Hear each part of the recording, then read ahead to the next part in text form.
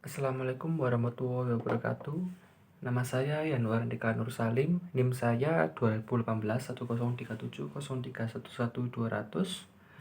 Jurusan saya Teknik Informatika. Jadi di sini saya akan membahas tentang gerakan Islami Nusantara, khususnya yang ada di Pulau Jawa. Kalau kita lihat di Pulau Jawa sendiri kan cerita yang terkenal kan ada 9 wali. Jadi kita akan membahas beberapa wali yang ada di Pulau Jawa. Jadi sebelum ada 9 wali itu, ada sebuah pendakwah yang dikirim dari Persia menuju ke Pulau Jawa tentunya untuk menyebarkan agama Islam, yaitu bernama Syekh Subakir. Lah, Syekh Subakir ini tujuannya dari Persia dikirim ke tanah Jawa ialah untuk menyebarkan agama Islam di tanah Jawa, dan tentunya karena di tanah Jawa itu banyak sekali hutan-hutan belantara ataupun pokoknya tuh hutan-hutan yang rimbun itu, sehingga menjadi tempat untuk berbagai jin, roh, dan lelembut yang ada di sana. Jadi Syekh Subakir itu juga ditugaskan untuk menetralkan di tanah Jawa itu agar setidaknya berkuranglah lelembut-lelembut yang ada di sana. Pada awalnya itu juga sudah banyak beberapa ulama yang di tanah Jawa, tetapi karena ada keyakinan di masyarakat Jawa itu bahwa masyarakat yang ada di Pulau Jawa itu memiliki keyakinan pada nenek moyang dan budaya-budayanya, maka pelajaran Islam disampaikan ulama-ulama berikutnya itu tidak dapat tersampaikan di masyarakat Jawa pada saat itu. Jadi Syekh Subakir ini ditugaskan di sana juga untuk sebagai menyebarkan agama juga, agar masyarakat Pulau Jawa ini juga maulah menjadi seperti menjadi berpindah agama menjadi agama Islam. Setelah itu Syekh Subakir itu bernegosiasi dengan penguasa di tanah Jawa, atau bisa dibilang danyangnya Pulau Jawa yang bernama Sabdo Paloh. Lah, Sabdo Paloh itu menawarkan perjanjian dengan isi bahwa kamu boleh menyebarkan agamamu di sini, tapi tidak ada paksaan. Silakan kembangkan ajaranmu menurut kitabmu dan menurut kitab yang kamu akui, tetapi biarlah adat dan budaya berkembang sedemikian rupa. Jadi karena sudah berunding dan akhirnya Syekh Subakir itu setuju dengan perundingan itu, maka Syekh Subakir akhirnya mulai menyebarkan agama Islam di tanah Jawa. Seperti itu.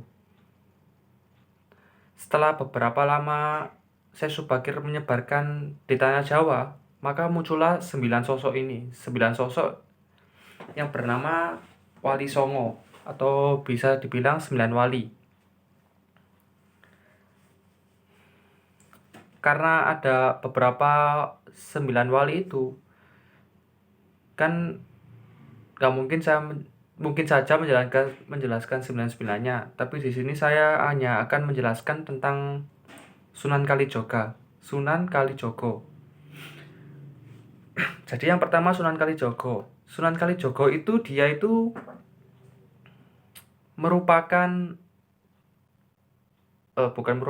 Sunan Kalijogo itu mempunyai nama kecil Raden Syahid. Dia itu adalah anak dari Adipati Kota Tuban. Pada zamannya Raden Syahid ini, di Kota Tuban itu sedang terjadi kekeringan atau kelaparan yang begitu mendalam, sehingga Raden Syahid ini dia ingin memberikan bantuan kepada masyarakat kecil itu. Tapi dia menawarkan bantuannya itu dengan mencuri di dalam gudang milik ayahnya sendiri yang ada di sebuah keraton atau sebuah kerajaan itu. Sebuah adipati, apa namanya pokoknya ada gudang itu dia dicuri, tapi dia tuh membantunya itu dengan mencuri, terus yang hasil yang dicuri itu disebarkan ke masyarakat yang kelaparan, kehausan, dan yang lain-lain karena kemarau panjang tadi. Tidak berapa lama setelah itu dia ketahuan oleh ayahnya sendiri, dan dia pun diusir dari kediamannya. Setelah dia diusir pun dia masih tetap mencuri karena dia tidak tega melihat kota Tuban itu menjadi kota yang kayak kelaparan kayak gitu. Dia nggak nggak suka melihat orang-orang susah gitu. Dia tetap mencuri, tapi setelah itu dia kembali ketahuan oleh ayahnya itu. Nah, oleh ayahnya itu akhirnya ayahnya memutuskan untuk membuangnya di pesisir. Bukan membuangnya sih, mengasingkannya di pesisir. Walaupun dia sampai di pesisir, dia tetap mencuri karena masih nggak tega lihat masyarakat di Tuban yang kelaparan itu. Sampai akhirnya dia bertemu dengan Sunan Bonang.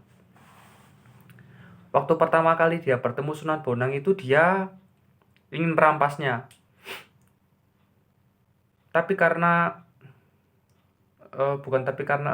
Sunan Bonang pun nggak mau menyerahkan apa-apa kepada Sunan Kalijaga, dan akhirnya Sunan Bonang itu menunjukkan karomahnya menjadikan pohon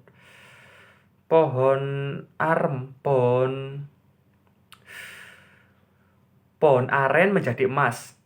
Dan mulai saat itu Raden Syahid pun mulai bertobat dan mulai ingin menjadi murid dari Sunan Bonang. Karena dia kayak meminta terus-terusan kepada Sunan Bonang untuk menjadi muridnya.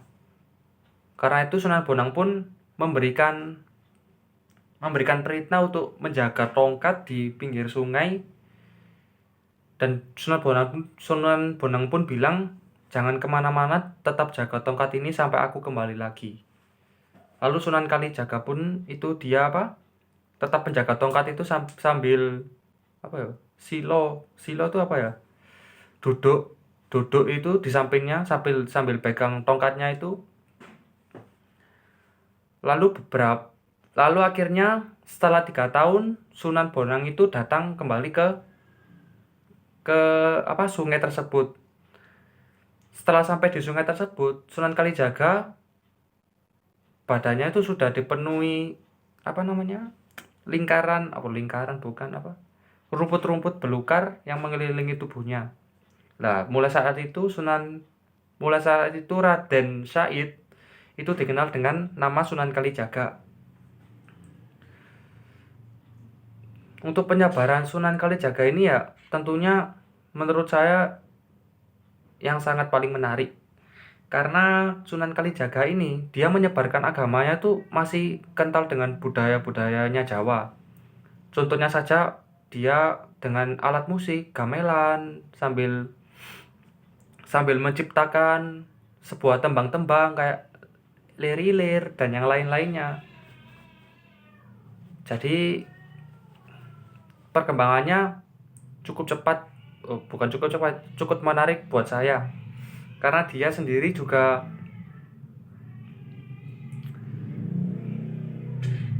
lumayan pintar main alat musik, jadi dia cepat penyebaran masyarakat di Pulau Jawa pun dia juga cepat buat menyebarkan dakwahnya dengan tembang dan alat musik yang sudah menjadi budaya di tanah Jawa tersebut. Itu saja dari saya. Jika ada kurang lebihnya saya mohon maaf. Tadi kan Tetap saya tadi menjelaskan sesuai materi yang ada. Materi pertama kalau nggak salah di AIK 3 yaitu Gerakan Islami Nusantara, tapi saya cuma mengambil khususnya perkembangan Islam yang ada di Tanah Jawa. Jadi ada tadi kalau bisa kita lihat lagi ada 9 wali. Sebelum 9 wali itu ada satu wali juga yang bernama Syekh Subakir yang sudah memberi perjanjian kepada Sabdo Palo. Lalu setelah Syekh Subakir pergi ke Persia lagi digandingkan dengan 9 wali. Nah, 9 wali ini sebenarnya ada 2 generasi. Generasi pertama dan generasi kedua. Setelah itu saya menjelaskan tentang Sunan Kalijaga. Sunan Kalijaga itu adalah murid Sunan Bonang. Lalu setelah itu Sunan Kalijaga itu menyebarkan agama Islamnya dengan cara